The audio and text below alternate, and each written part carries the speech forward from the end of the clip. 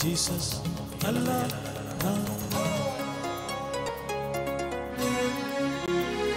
shines of India.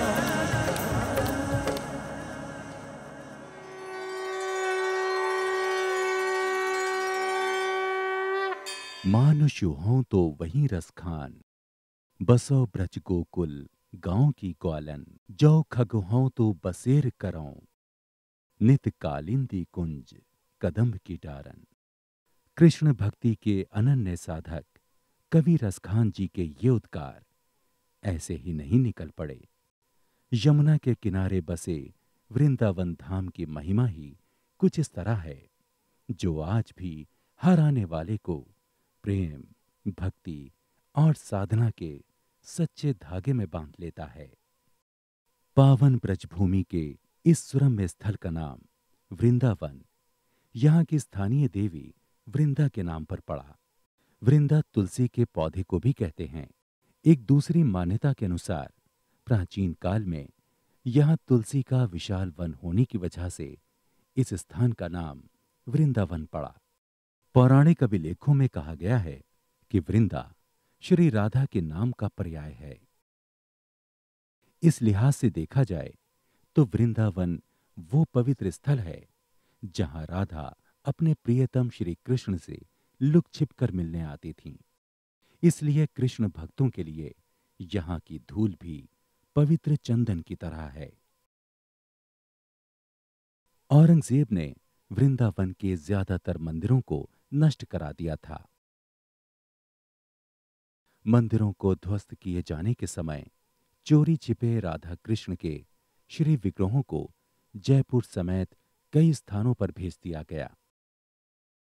सनातन धर्म की आस्था और कृष्ण भक्तों के विश्वास को गहरा आघात पहुंचाते हुए औरंगजेब ने वृंदावन का नाम मोमिनाबाद यानी कि मुसलमानों का शहर रख दिया था। मगर कालांतर में ये नाम सिर्फ मुगलिया दरबार के सरकारी कागजातों के बीच ही दब कर रह गया।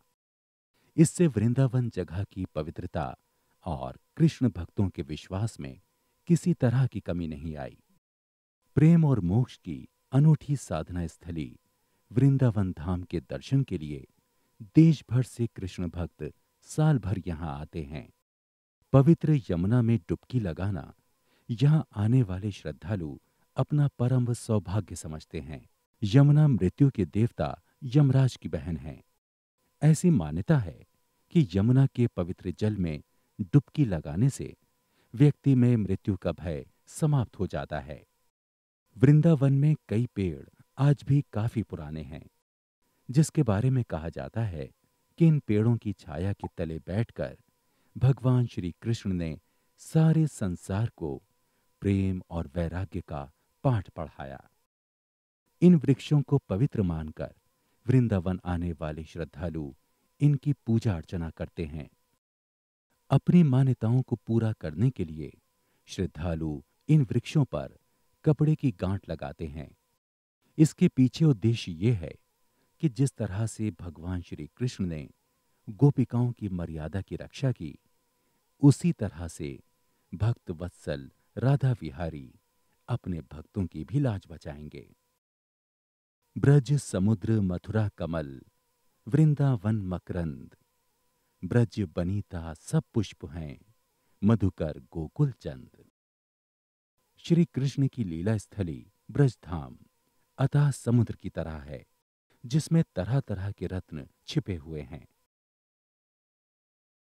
इसमें बसी मथुरा नगरी कमल की तरह से है और वृंदावन कमल रूपी मथुरा में निरंतर वास करने वाली सुगंध की तरह है।